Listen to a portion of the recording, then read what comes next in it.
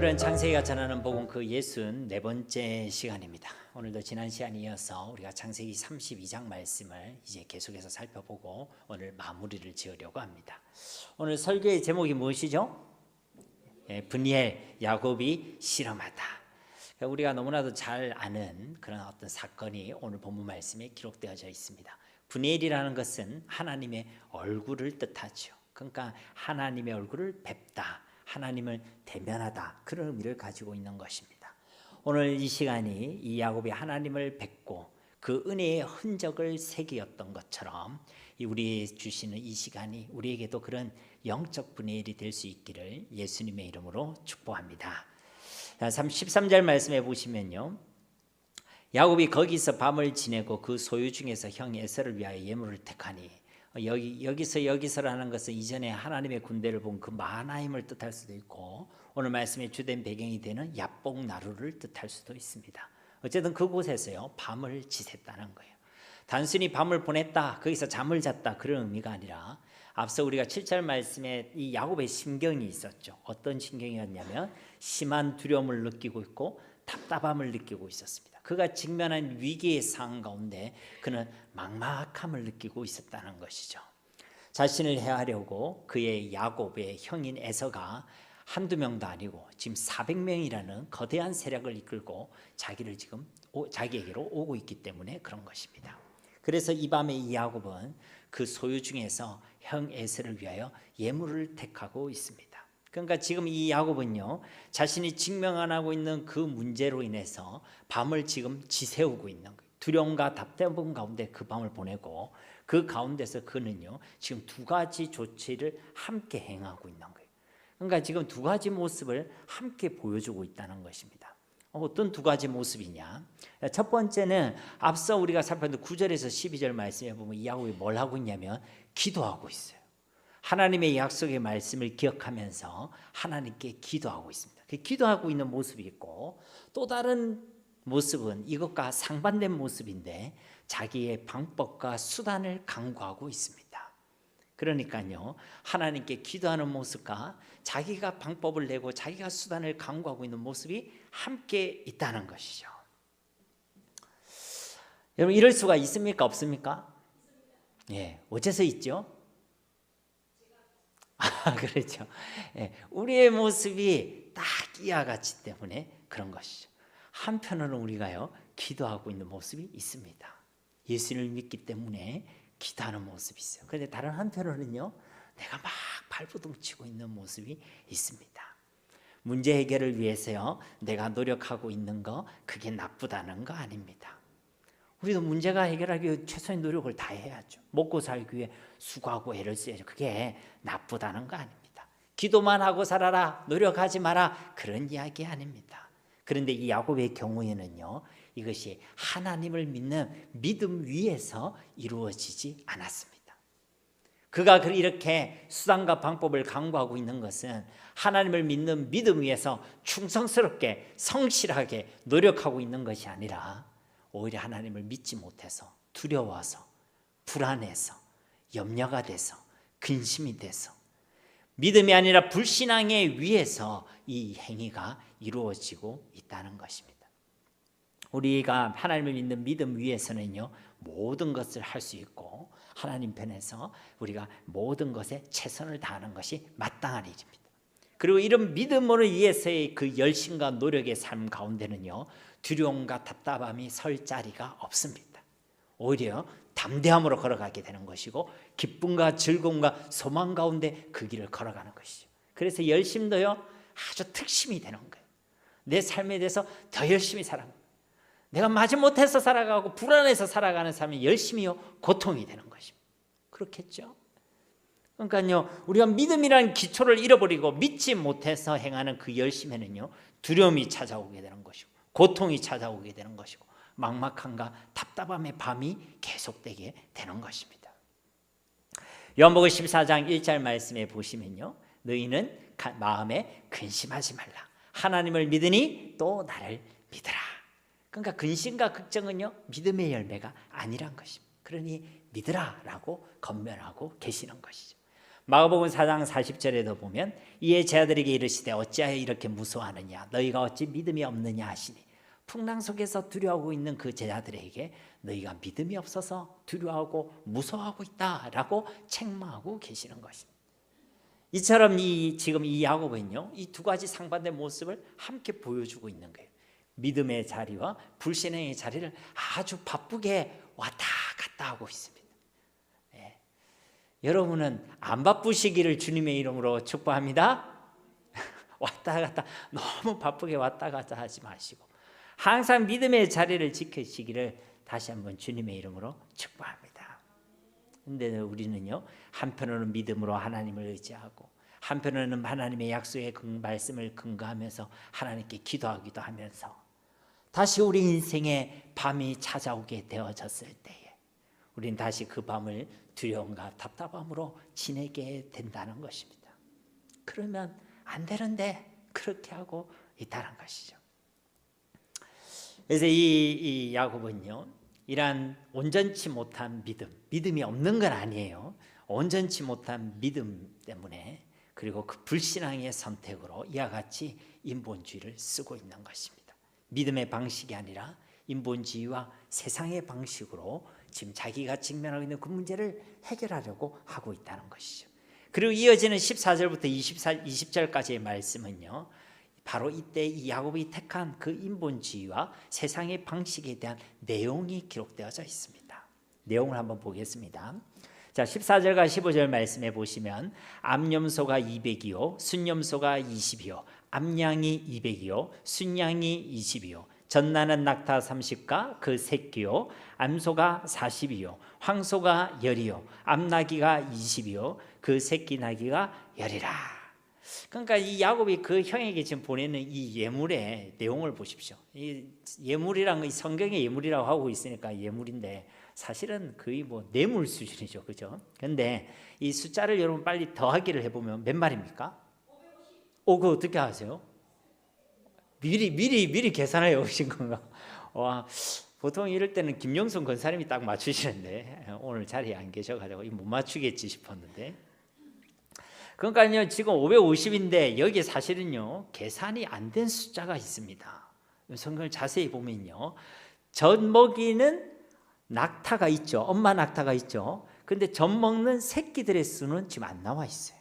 맞죠? 그러니까 낙타 한 마리당 한 마리씩 맞춰도 최소 몇 마리예요? 30마리. 그러면요, 지금 이 숫자가요 최소한 580마리에 해당되는 숫자입니다. 580마리. 야, 지금은요 거의 어마어마한 지금 가축을요, 제가 이렇게 표현해도 될지 모르겠지만 그야말로 가축 종합 세트를 이 야곱이 이 에서를 위한 예물로 지금 준비하고 있다는 것입니다. 어마어마하다는 거잖아요, 그죠? 숫자가 중요하다는 게 아니라 어마어마하다는 거예요. 근데 이게 뭐가 또 어마어마하다는 거예요? 야곱이 가지고 있는 두려움이 어마어마하다는 거예요. 이만큼 어마어마하다는 거예요. 그의 불신앙도 이만큼 어마어마하다는 거예요. 그래서 지금요 안 죽으려고 어떻게든 에서의 칼날에서 그 위협에서 벗어나고 살아남으려고 지금 이와 같이 자신이 수단과 방법을 강구하고 있다는 것입니다. 그런데 지난 시간에도 이 말씀을 드린 것 같은데요, 여러분 여기서 우리가 꼭 기억할 것은 이 야곱이 사실은 이렇게 아등바등거릴 필요가 없습니다. 그렇게 수단과 방법을 강구할 필요가 없다는 거예요. 왜냐하면요, 하나님께서 이미 이전에 베델의 언약을 야곱에게 주셨기 때문에 그렇습니다. 그러니까 이 베델의 언약은 야곱의 인생에 있어서 제일 중요한 축 중에 하나거든요. 양대 산맥이 있는데 그 중에 하나가 베델의 언약이고 또 다른 하나가 이제 뒤에 살펴볼 이 야복강 강가에서 하나님과 씨름한 이 브네엘의 사건입니다. 그러니까 이 베델의 언약을 이걸 모르고는 야곱을 이해할 수가 없어요. 베델의 언약을 우리가 다시 한번 살펴보겠습니다. 자, 창세기 28장 13절에서 15절 세 절 말씀인데 우리 너무 중요한 것이고 이것이 야곱에게 주시는 약속이기도 하지만 또 우리에게 주시는 약속의 말씀이니까 그것을 믿음으로 선포하는 마음으로 우리 세 절 말씀 좀 길지만 함께 봉독하도록 하겠습니다. 또 본즉 여호와께서 그 위에 서서 이르시되 나는 여호와니 너희 조부 아브라함의 하나님이요 이삭의 하나님이라. 네가 누워있는 땅을 내가 너와 네 자손에게 주리니 네 자손이 땅의 티끌같이 되어 네가 서쪽과 동쪽과 북쪽과 남쪽으로 퍼져나갈지며 땅의 모든 족속이 너와 네 자손으로 말미암아 복을 받으리라. 내가 너와 함께 있어 네가 어디로 가든지 너를 지키며 너를 이끌어 이 땅으로 돌아오게 할지라. 내가 네게 허락한 것을 다 이루기까지 너를 떠나지 아니하리라 하신지라. 아멘. 하나님께서 지금 무슨 약속을 주고 계시죠? 이 야곱과 함께 있겠다. 너를 지켜주겠다. 반드시 이 약속의 땅으로 돌아오게 하시겠다. 그리고 그 일을 이루기까지 떠나지 아니하겠다. 이 약속을 다 주신 거예요. 이 약속을 주면서 하나님께서 야곱에게 요구하신 것이 없습니다. 내가 이 약속대로 행할 거, 이 약속대로 이룰 것인데 네가 좀 방법을 쓰고 네가 좀 머리 좀 굴리고 네가 좀 수단을 강구해라. 그렇게 요구하신 것이 없다는 거예요.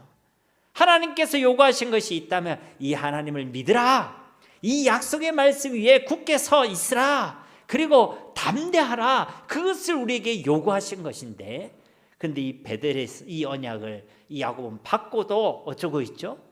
두려워하고 있고 자기 방법을 강구하고 있고. 그러니까 이 말씀 위에 서 있다는 거예요. 지금 서 있지 못한다는 거예요. 서 있지 못하고 있다. 말씀도 있고 말씀은 받았는데 믿음도 있는데 그 믿음이 온전하지 아니했다. 그래서 말씀을 기억하면서도 그는 답답해하고 두려워하고, 한편으로 하나님께 기도하면서 여전히 그 두려움으로 그 밤을 지새우고 있었다라는 것입니다. 한편으로는 기도하고 한편으로는 자기 방법을 쓰면서 왔다 갔다, 어떻게 해요? 바쁘게 왔다 갔다 하고 있다는 것입니다. 그러니까 사실은 그가 고백하는 믿음, 하나님 주신 언약에 따르면 그 믿음에 사로잡혀 있어야 되는데 그는 지금 이 불신앙에 사로잡혀서 이와 같은 인본주의와 세상의 방식을 사용하고 있다는 것입니다. 그러니까 이 가축 종합 선물 세트는 그 산물인 것이죠. 그리고 오늘날로 치면 지금 뭐로 해결하려고 하는 거예요? 자가 가지고 있는 돈으로 해결하려는 거예요. 얼마면 되니? 지금 이렇게 하고 있는 거예요. 자신이 가지고 있는 재물로, 자신이 가지고 있는 부와 번영으로 지금 물질 만능주의 같은 그런 어떤 사고로 이 문제를 해결하려고 하고 있다는 것입니다. 그 문제 해결을 위해 지금 재물이 필요하다라고 생각했던 것 같아요. 이런 야곱의 인본주의의 모습은요, 이어지는 16절 이하의 말씀에서도 계속되고 있죠. 16절에서 20절 말씀, 긴 말씀인데 제가 봉독해 보겠습니다. 그것을 각각 때로 나누어 종들의 손에 맡기고 그의 종에게 이르되 나보다 앞서 건너가서 각대로 거리를 두게 하라 하고, 그가 또 앞선 자에게 명령하여 이르되 내 형 에서가 너를 만나 묻기를 네가 누구의 사람이며 어디로 가느냐, 네 앞에 이것은 누구의 것이냐 하거든 대답하기를 주의 종 야곱의 것이요 자기 주 에서에게로 보내는 예물이오며 야곱도 우리 뒤에 있나이다 하라고, 그 둘째와 셋째와 각대를 따라가는 자에게 명령하여 이르되 너희도 에서를 만나거든 곧 이같이 그에게 말하고, 또 너희는 말하기를 주의 종 야곱이 우리 뒤에 있다라 하니, 이는 야곱이 말하기를 내가 내 앞에 보내는 예물로 형의 감적을 푼 후에 대면하면 형이 혹시 나를 받아주리라 함이었더라. 그러니까 야곱이 지금 어떻게 하고 있습니까? 그 580마리의 그 가축을 최소 3대 이상으로 나눈 거예요. 3대로 나눴는지 3대보다 조금 더 나눴는지 모르겠죠. 일단 3대 이상으로 나누어서 한 대씩 일정한 거리를 유지하도록 하여 에서로 보내었다라는 것입니다.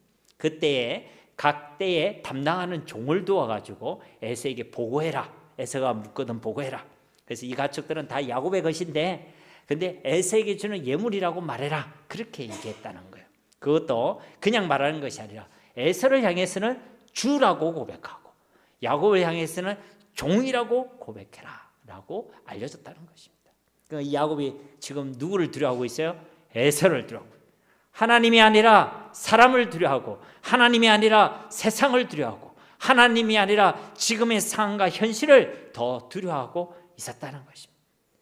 믿음이 있었으면 믿음으로 하나님을 두려워했을 것인데 그 믿음이 온전하지 않으니까요, 지금 엉뚱한 것을 두려워하고 그 결과로 자기 방법과 자기 머리를 지금 굴리고 있는 것입니다. 야곱의 머리가 돌아가는 소리가 지금 들려요, 안 들려요? 아주 지금 팍팍 돌아가는 것이 들리죠, 그죠? 지금 기가 막히게 머리를 쓰고 있는 거예요.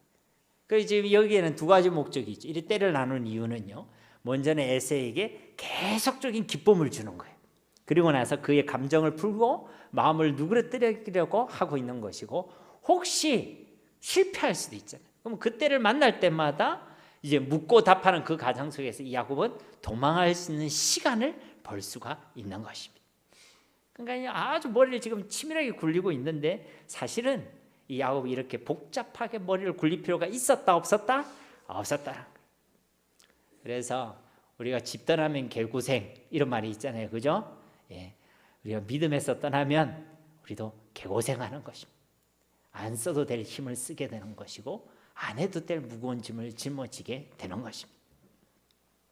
그의 형 에서와 화해하기 위한 노력으로만 본다면 마땅히 해야 될 일이겠죠.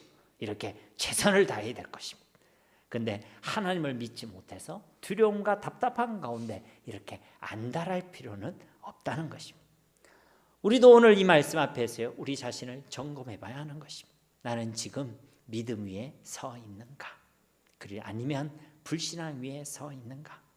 아마 우리 성도님은 지금 열심히 살아가고 있을 것이고 최선을 다해 살아가고 있을 것인데, 그 열심과 그 노력이 하나님을 믿는 믿음 안에서의 충성과 성실함인가?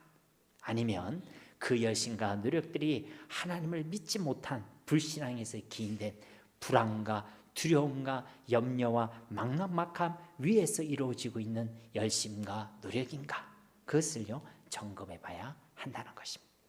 간절히 바라고 원하옵기는 우리의 그 모든 열심과 노력들이 주님의 믿음 위에 세워지는 열심과 노력, 하나님 주신 은혜에 감사해서 그 감격으로 이루어지는 열심과 노력이 되어지기를 예수님의 이름으로 축복합니다. 이제 21절부터 시작되어서 마지막 32절까지 말씀은요, 이 베들의 언약 사건과 함께 야곱에서의 가장 중요한 양대 산맥 브니엘 언약 사건이 기록되어져 있습니다. 이 브니엘에서 또 하나님께서는 그를 만나 주시는 것입니다. 우리가 잘 아는 야복 강가에서 밤새 하나님과 씨름했던 그 야곱의 철야 기도, 그 기도 가운데 하나님께서는 그를 만나 주시고 만져 주시고 응답해 주시는 하나님을 또 경험하게 하시는 것이죠. 21절과 22절 말씀에 보시면, 그 예물은 그의 앞서 보내고 그는 무리 가운데서 밤을 지내다가 밤에 일어나 두 아내와 두 여종과 11 아들을 인도하여 야복 나루를 건널세. 앞서 주신 말씀대로 최소한 3대 이상의 그 예물들, 그 가축들을요, 에색에 보냈죠. 그리고 지금 뒤에는요, 가족들과 함께 남아 있습니다. 그리고 뒤에 말씀도 보면 뭘 들고 있냐면, 그래도 재물은 들고 있어요. 재물은 또 들고 있습니다. 자신의 나머지 소유를 들고 있습니다. 그리고요, 밤이 되었습니다. 근데 그 밤에 야곱은요, 또 잠 못 이루는 밤을 보내고 있습니다. 그래서 밤중에 자고 있다가 아니라 그 밤중에 일어났다라고 성경은 기록하고 있죠. 근심과 걱정이 있으면 밤에 잠이 와요, 안 와요? 안 오죠. 오늘 밤에 하나님께서 잠을 주시는 은혜가 있기를 주님의 이름으로 축복합니다. 하나님 사랑하시는 자에게 잠을 주시죠. 예배 시간에 잠을 주시는 게 아니고, 오늘 이 밤에 우리 삶 가운데 그런 평안함을 주신다는 것입니다.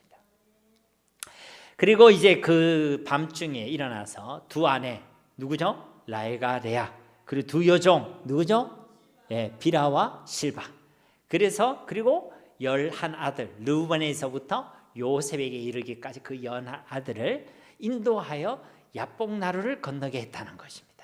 23절 말씀에 보시면 그들을 인도하여, 이 그들은 이제 앞에 지칭했던 그 인물들입니다. 그죠? 가족들, 시대를 건너가게 하고 그의 소유도 남은 것도 다 그들에게 주어져서 건너가게 했다는 것입니다. 근데 여기에 보면 야복 나루로 했다가 여기는 갑자기 시내라고 표현하고 있죠. 이 시내라는 것은 수심이 얕은 물줄기를 얘기하는 것이거든요. 그러니까 이 밤에 배를 구해서 그 야복강을 건너갔다는 것이 아니라 야곱이 인도해서 수심이 얕고 물살이 약한 곳을 직접 건너가게 했다는 것입니다. 그런데 이 모든 일들을 지금 어두운 밤중에 행했다는 것이죠. 이 야곱이 어두운 가운데, 두려운 가운데, 답답한 가운데 이 모든 일들을 행했다는 것입니다. 그리고 이제 누구 혼자 남았죠? 야곱 혼자 남았습니다. 자신이 가지고 있던 가축도 다 보내고 자신의 가족들도 다 보내고 자기가 움켜쥐고 있었던 그 나머지 모든 재물도 소유도 다 보내고 이제는 이 야곱은요 빈손으로 홀로 남아 있었다는 것입니다. 24절 말씀도 보시면 야곱은 홀로 남았더니 어떤 사람이 날이 새도록 야곱과 씨름하다가. 여러분 야곱이라 이름의 뜻이 뭡니까? 야곱. 여러분을 돕기 위해서 제가 말씀을 준비했습니다. 창세기 25장 26절 말씀에 보면 후에 나온 아우는 손으로 애굽에서의 발꿈치를 잡았으므로 그 이름을 야곱이라 하였으며, 그 야곱이라는 이 이름의 뜻은 뭐냐면요 움켜쥐다. 뭘요? 발꿈치를. 그 야곱이라는 이름 안에는요 깍 붙들고 움켜잡고 하는 그런 의미가 포함되어 있는 거예요.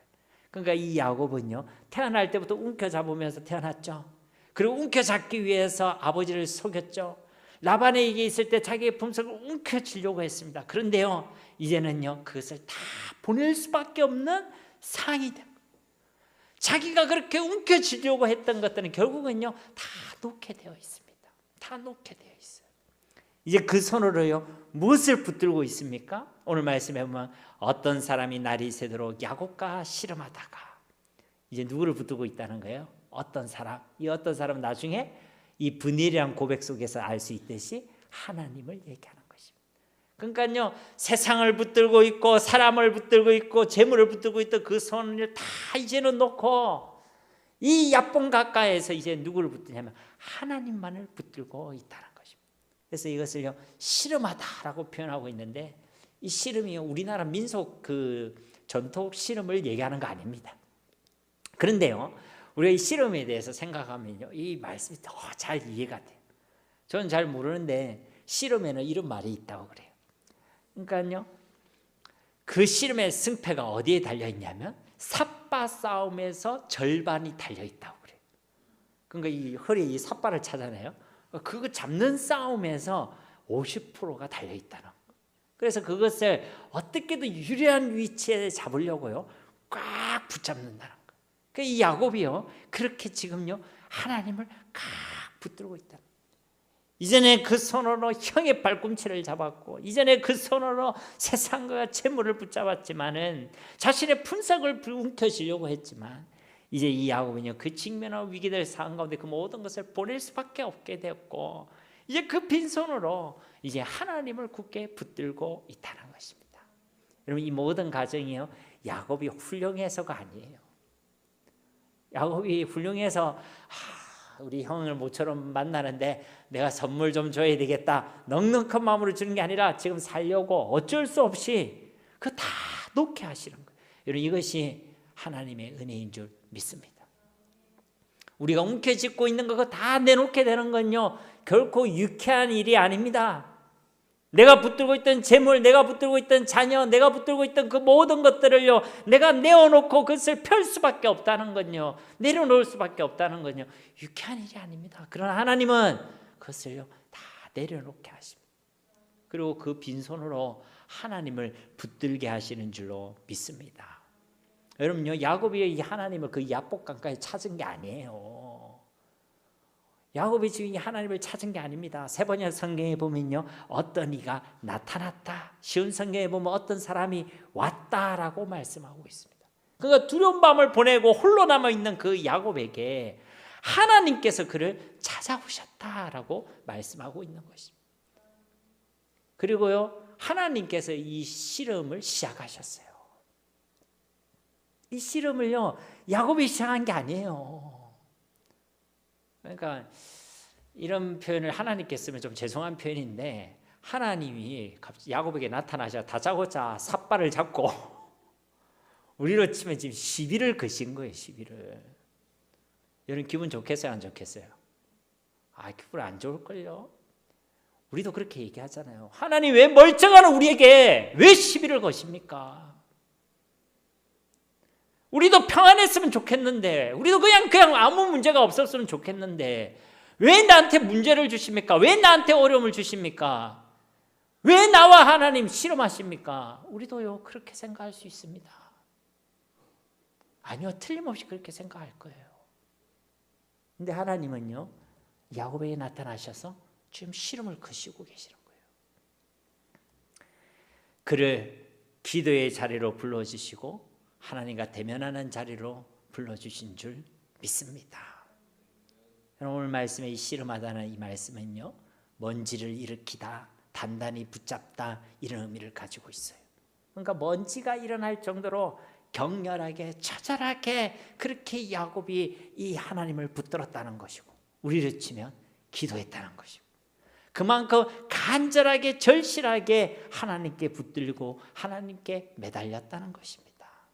사랑하는 성도님 여러분, 이 땅을 살아가면서 많은 어려움과 위기를 만나고 감당하기 힘든 슬픔과 아픔을 만나기는 우리 모두에게도 이 야곱과 같이 홀로 남아있는 밤이 있게 되기를 주님의 이름으로 축복합니다.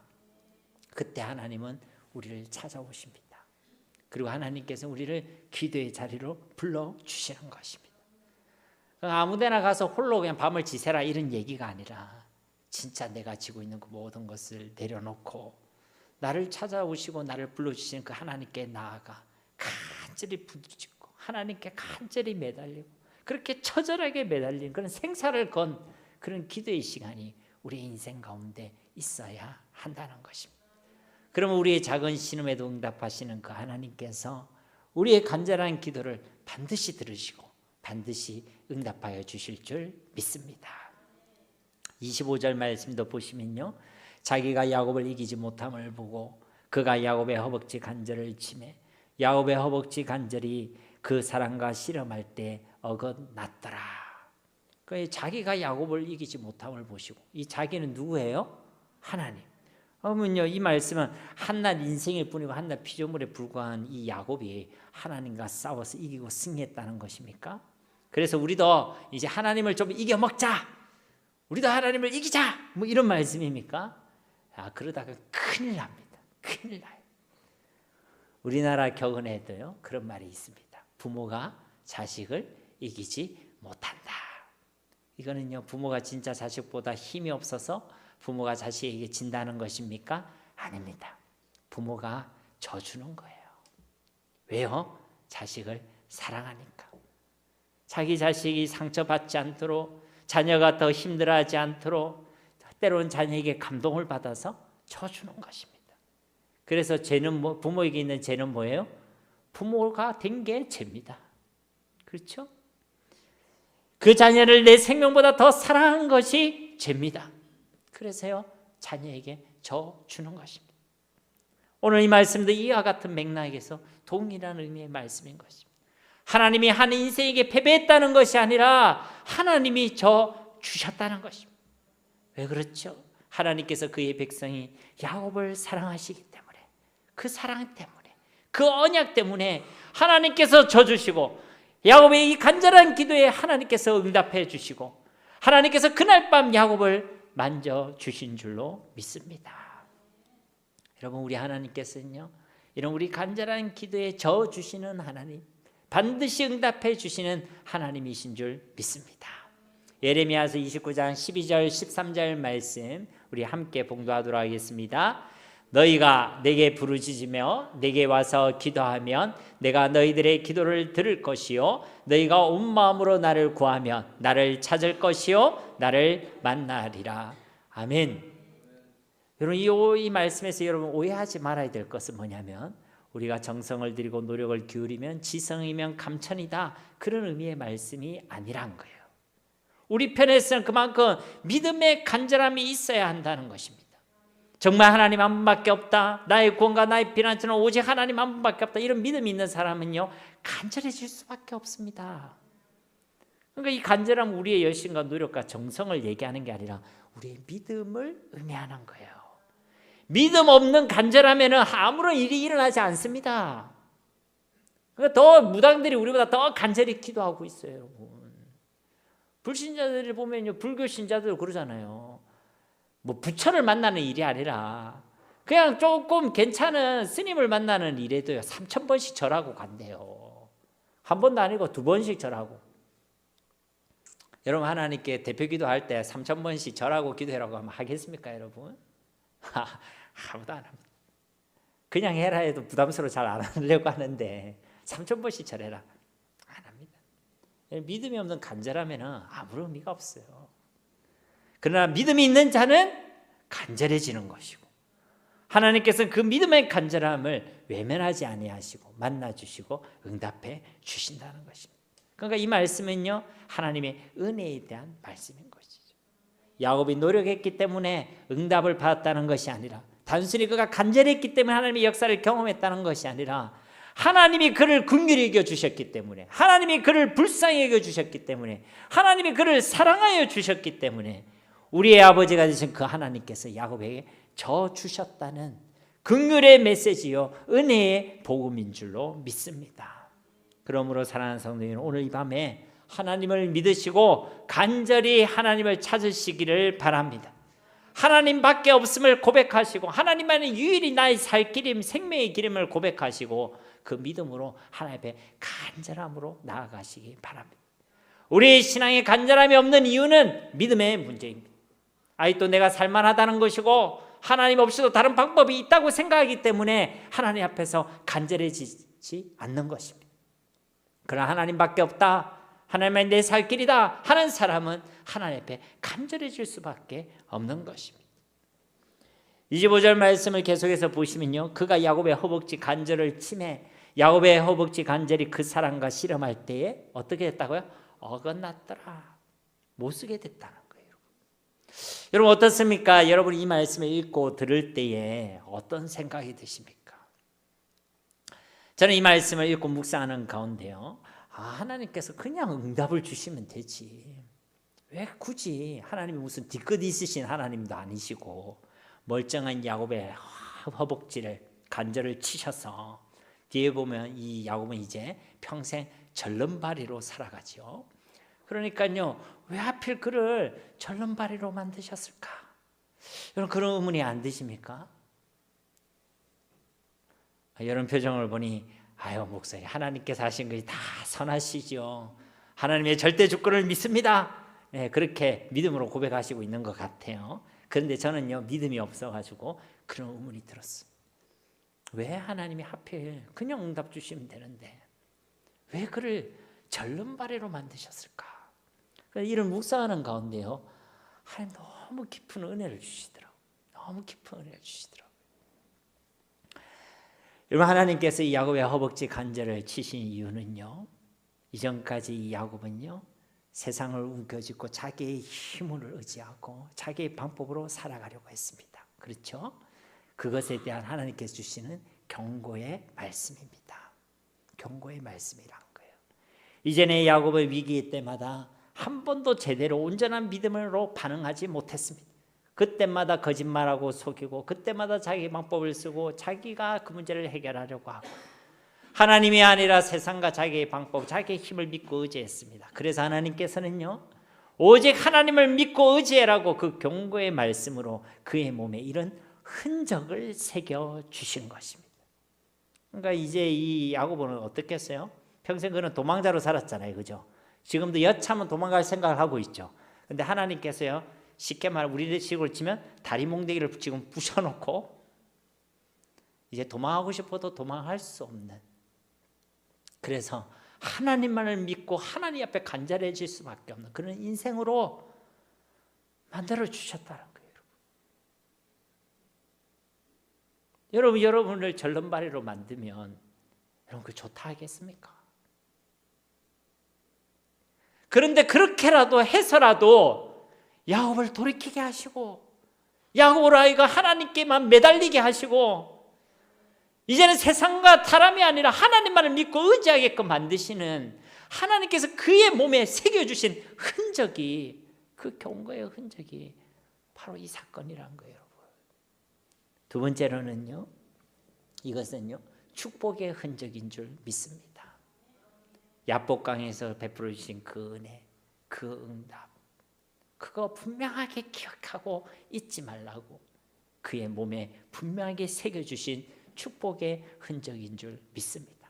여러분 경고의 흔적이든 축복의 흔적이든 이 절름발이라는 이 잊지 못할 평생의 이 사건은요, 다 하나님의 은혜의 흔적이고 사랑의 흔적인 줄 믿습니다. 사람들이 볼 때는요, 야곱이 지게 된 이 절름발이라는 이 장애는 평생 부끄럽고 수치스럽고 딱한 그런 흔적으로 보일 수가 있습니다. 그런데 이 흔적은요, 이 야곱을 낮추시고 야곱을 돌이키게 하시고 야곱을 만져주신 우리 주님의 사랑의 흔적이고 은혜의 증거인 줄 믿습니다. 여러분, 갈라디아서 6장 17절 18절 말씀해 보시면요, 이후로는 누구든지 나를 괴롭게 하지 말라. 내가 내 몸에 예수의 흔적을 지니고 있노라. 형제들아, 우리 주 예수 그리스도의 은혜가 너희 심령에 있을지어다. 아멘. 바울이요, 자신이 예수 그리스도의 흔적을 지고 있다. 그리고 그 흔적을 하나님의 은혜라고 고백하고 있습니다. 이 흔적이라는 이 단어, 헬라 스티그마라는 이 단어는요, 노예나 군인에게 남기는 흔적을 얘기하는 것입니다. 그러니까 불로 지지잖아요. 그 흔적을 얘기하는 단어가 바로 이 스티그마라는 단어입니다. 나라는, 그 군인은 나라에게 속해 있다는 의미고, 종과 노예는 한 주인이나 한 기관에 속해 있다는 의미로 새긴 흔적이 바로 이 스티그마라는 것이죠. 바울도 그러한 흔적이 있었다는 것입니다. 육체적으로 볼 때는 그의 몸에는요, 수많은 상처와 같은 고난의 흔적이 있었습니다. 또 그가 아무리 간구해도 하나님 들어주지 않으셨던 간질이나 안질로 추측되는 육신의 가시들도 있었습니다. 그런데 그 모든 흔적들은 하나님의 은혜의 흔적이라는 거예요. 이제 나는 내 것이 아니라 그리스도의 것임을 나타내는 흔적이었다는 것이죠. 이제 내가 하나님의 사랑에 매여 있다는 그 은혜의 흔적이었다는 것입니다. 여러분, 한번 생각해 보십시오. 우리의 몸에, 우리 얼굴에 그런 흔적이 있으면 좋겠습니까? 우리 같으면 수백만 원, 수천만 원의 돈을 들여서도 그 흔적을 지우려고 하지 않겠습니까? 그런데 이 바울은요, 이 흔적을 지니고 살아가고 있다고, 이 흔적을 자랑하고 있다는 것입니다. 왜 그렇죠? 그 흔적이 자신을 겸손히 낮추게 하시는 은혜의 흔적이고, 또 그것이 오직 하나님을 믿고 의지하라는 부르심의 흔적이고, 또 그것이 하나님이 우리를 얼마나 사랑하신지를 드러내시는 사랑의 흔적이기 때문인 것입니다. 바로 이런 의미에서 하나님께서는요, 이 야곱의 허벅지 관절을 치시고 그로 일평생 절름발이로 살아가게 하신 것입니다. 하나님께서 그에게 심술을 부리셨다는 것이 아니라 그 은혜의 흔적, 그 부르심의 흔적, 그 사랑의 흔적을 야곱의 일평생 가운데 새겨 주셨다는 것입니다. 그러면 여러분에게 묻겠습니다. 이 흔적은 우리에게 복입니까? 아닙니까? 아멘이십니까? 이 흔적은 진짜 우리에게 주신 복이요, 하나님의 사랑인 줄 믿습니다.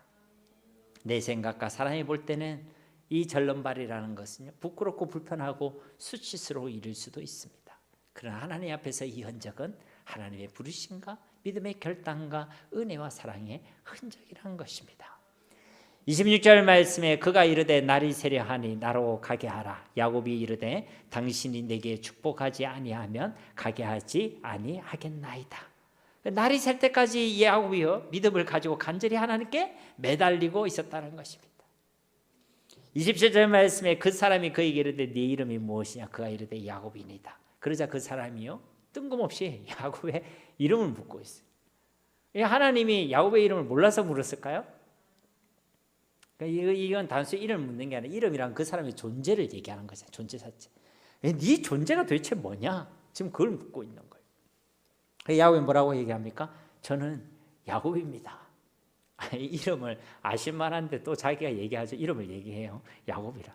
근데 그 야곱의 의미가 뭐예요? 발꿈치를 붙드는 자. 그러니까 하나님께서 넌 도대체 뭐 하고 있는 인간이냐? 이렇게 얘기하고 있을 때에 이 야곱이 뭐라고 얘기하고 있는 거예요? 하나님, 내가 이전에는 세상을 움켜잡고 있고 사람을 움켜잡고 있고 하나님이 아니라 다른 것을 움켜잡고 있던 자였습니다. 그것을요, 고백하고 있다는 거예요. 사랑하는 성도 여러분, 하나님께서 우리를 회복시켜 주실 때 이와 같이 우리의 존재를 물으시고 이것을 우리에게 고백하게 하시는 줄로 믿습니다. 하나님이 우리가 죄인인 거 모르겠습니까? 그러나 우리가 죄인됨을 고백하며 나아갈 때 하나님께서 우리를 받아주시는 거예요.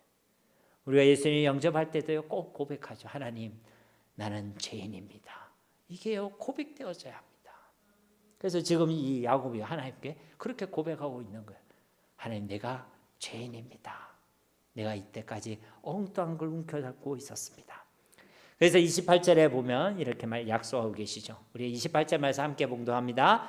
그가 이르되 내 이름을 다시는 야곱이라 부를 것이 아니요 이스라엘이라 부를 것이니 이는 네가 하나님과 및 사람들과 겨루어 이겼음이니라. 아멘. 이름을 바꿔주셨는데 이름만이 아니라 그 존재를 바꿔주셨다는 것이죠. 그렇죠? 그러니까 그 존재를 이제는 믿음의 체질로 바꿔줬다는 것이고 그의 모든 삶을 바꿔주셨다는 것입니다. 근데 그 바꿔주신 이름이 뭐예요? 이스라엘. 그 이스라엘이라는 의미는 하나님과 싸워 이긴 자라는 의미죠. 근데 이것을 원문으로 그대로 보면 하나님의 도움을 받아 싸워 이긴 자 이렇습니다. 하나님과 싸워 이겼다는 게 아니고 하나님의 도움을 받아 싸워 이겼다는 것입니다. 그러니까요, 이전에는 형의 발꿈치를 붙잡으면서 태어났고 그 외에도 세상과 또 사람을 붙들었던 그 인생이 이제는 하나님을 붙잡고 하나님의 도우심을 붙잡고 이 세상과 싸워 이기는 자가 되었다는 것입니다. 결국 이 야곱의 생애 최대의 위기라고 할 수 있는 이 형 에서와의 만남에서 그가 그 위기 가운데서 이기고 승리할 수 있었던 것은 단순히 이 야곱이 사생결단하고 하나님께 매달렸다라는 그 노력과 행위에 있는 것이 아니라 그 두려운 밤을 보내고 있던 그 야곱, 이제는 아무것도 진 것이 없어 혼자 남아있던 그 야곱을 찾아오셨던 그 하나님의 은혜 때문에 또 그와 함께 실험을 거시고 밤새 실험하여 주시고 함께 해주셨던 그 하나님의 은혜 때문에 그리고 그를 사랑하셔서 그의 간절한 그 믿음의 기도에 저 주셨던 그 하나님의 은혜 때문에 그리고 앞으로도 그러한 낮고 가난한 마음으로 하나님만을 믿고 의지하고 살아라고 하나님께서 새겨주신 그 은혜의 흔적 때문에 그러니까 다 하나님의 은혜 때문에 하나님의 도우심 때문에 이 야곱은 그 은혜를 붙잡고 하나님을 붙잡고 이기고 승리하게 된 줄로 믿습니다. 이게요 오늘 성경의 핵심 메시지인 거예요. 하나님의 은혜 때문에 이기고 승리했다는 것입니다. 시편 146편 5절 말씀도 보시면요, 야곱의 하나님을 자기의 도움으로 삼으며 여호와 자기 하나님에게 자기의 소망을 두는 자는 복이 있도다. 아멘. 그러니까요, 야곱이 그 하나님을 도움으로 삼았듯이 우리도 이 하나님을 도움으로 삼고 하나님의 은혜로 살아가는 자가 복이 있다는 것입니다. 29절과 30절 말씀에 야곱이 청하여 이르되 당신의 이름을 알려주소서. 그 사람이 이르되 어찌하여 내 이름을 묻느냐 하고 거기서 야곱에게 축복한지라. 그러므로 야곱이 그곳 이름을 브넬이라 하였으니 그가 이르기를 내가 하나님과 대면하여 보았으나 내 생명이 보존되었다 함이더라. 아멘. 바로 그곳에서 이 야곱이 하나님께서 베풀어 주신 은혜와 복을 받아 누리게 된 줄로 믿습니다. 오늘 우리가 기도하는 이 밤이 이런 기도의 밤, 이런 하나님을 만나는 밤, 이런 하나님의 은혜와 복을 누리는 그런 영적 분열이 되기를 다시 한번 주님의 이름으로 축복합니다. 31절 말씀에 그가 분해를 지날 때 해가 돋았고 그의 허벅다리로 말미암아 자랐더라. 분해를 지날 때 이제 그 분해를 이제 통과할 때에 해가 돋았다는 거예요. 이제 어둠이 물러갔다는 것입니다. 두려움의 밤, 답답함과 막막함의 그 밤이 이제 지나갔다는 것입니다. 그런데 야곱은 어떻게 하고 있죠? 그의 허벅다리로 말미암아 자랐더라. 여러분, 이것을 우리는요 표현하자면 영광의 상처라고 표현할 수 있습니다. 그만큼 그가 그 격렬하게 처절하게 간절하게 하나님을 만나고 하나님의 은혜를 입고 하나님께 그 삶을 돌이켰다는 그 증거, 그 은혜와 사랑과 결단의 그 흔적을 하나님께서 그의 몸에 분명하게 새겨 주셨다는 것입니다. 그래서 그가 이제 절뚝절뚝하며 걸어가는 그 걸음은 그 은혜를 나타내는 걸음이요, 그 결단을 이루는 걸음이 되게 되는 것입니다. 그러니까요, 그 걸음이 사람들이 볼 때는 무슨 사람이 저렇게 쩔뚝쩔뚝 걸으면서 걷나 하겠지만 지금 이 야곱은요 그 걸음을 통하여 하나님의 은혜를 기억하고 하나님의 은혜를 누리는 걸음이 되었다는 것입니다. 32절 말씀 마지막 절인데 우리 함께 읽겠습니다. 그 사람이 야곱의 허벅지 관절에 있는 둔부의 힘줄을 쳤으므로 이스라엘 사람들이 지금까지 허벅지 관절에 있는 둔부의 힘줄을 먹지 아니하더라. 아멘. 그러니까 이 야곱이 절름발이가 된 그 사건은요, 야곱의 옛사람이 깨어졌다는 증거고, 그가 이제 새로운 출발을 시작했다라는 증거고, 이제 그 하나님의 은혜의 흔적을 간직하게 되었다는 흔적이라는 것입니다. 그리고 그 은혜의 흔적과 그 은혜의 메시지와 그 경고의 메시지가 이제 야곱 한 사람에게 국한되어 있는 것이 아니라 오늘날까지도 또 지금 우리에게도 주어지고 있다는 것입니다. 그러므로 사랑하는 성도 여러분, 오늘 이 말씀을 기억하시고 하나님을 믿고 오직 하나님만을 의지하시기 바랍니다. 자꾸만 하나님과 그의 말씀을 믿지 못해서 믿음과 불신앙 사이를 바쁘게 왔다 갔다 하지 마시고, 우리에게 주시는 그 매일의 밤을 두려움과 염려의 밤으로 지새우지 마시고, 우리가 하나님 없이 지고 있던 그 모든 것들을 오늘 이 시간 내려놓으시고 우리를 찾아오시고 우리를 기도의 자리로 초청하시는 그 하나님께 나아가셔서 그 하나님께 매달리는 저와 여러분이 되어야 할 줄 믿습니다. 비록 그 길 가운데 우리가 원치 않는 일을 경험할 수도 있습니다. 야곱을 절름발이로 만드시는 그런 일을 경험할 수도 있습니다.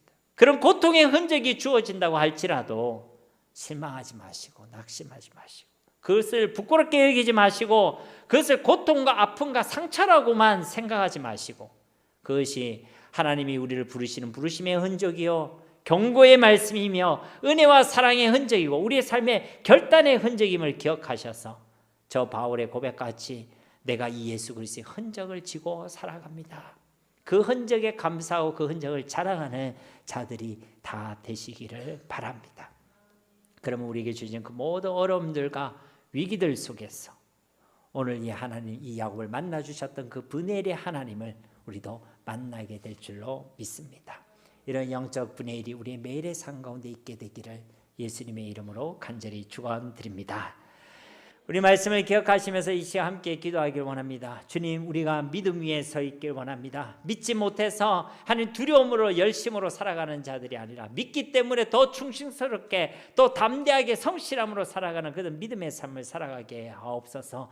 하나님, 우리를 혹 절름발이로 만드시는 고통의 흔적이 주어진다고 할지라도 하나님, 그것이 우리를 부르시는 주님의 흔적이요 경고의 말씀이며 또 우리에게 베푸신 그 은혜와 사랑의 흔적임을 기억하게 하셔서 우리가 그 흔적을 일평생 지고 기쁨과 감사함으로 살아가게 하여 주옵소서. 우리가 살아가는 매일의 밤이 이 하나님을 만나 주셨던, 이 하나님께서 만나 주셨던 그러한 브네엘의 밤이 되게 하여 주시옵소서. 우리 함께 이 시간 기도하도록 하겠습니다.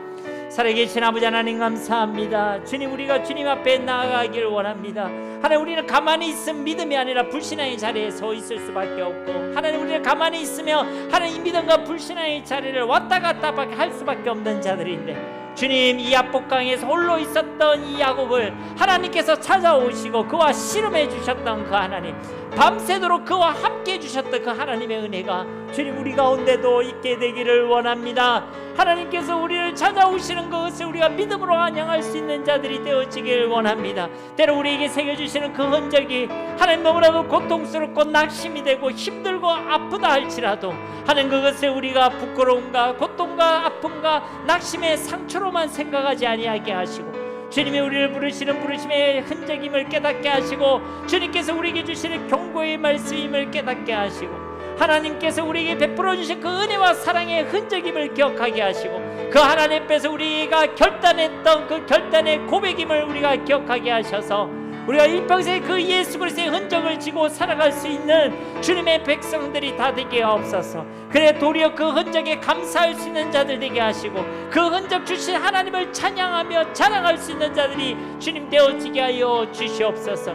우리가 만나는 깊은 어둠 가운데서 우리가 직면하게 된 그 모든 고통과 아픔과 위기의 시간들 속에서 하나님, 우리가 이 야곱을 찾아오셨던 그 하나님의 놀라운 역사를 하나님 우리가 경험할 수 있기를 원합니다. 오늘 우리 매일의 삶이 하나님 그런 베네엘의 밤이 되어지기를 원합니다. 주님, 우리 가운데 그런 은혜를 베풀어 주시옵소서. 주님을 만나고 주님을 경험할 수 있는 밤이 되게 하옵소서. 주님과 씨름하며 주님께 간절히 매달리는 밤이 되어지게 하옵소서. 그분의 만지심을 경험하는 우리 모두가 될 수 있도록 하나님 은혜 베풀어 주시옵소서.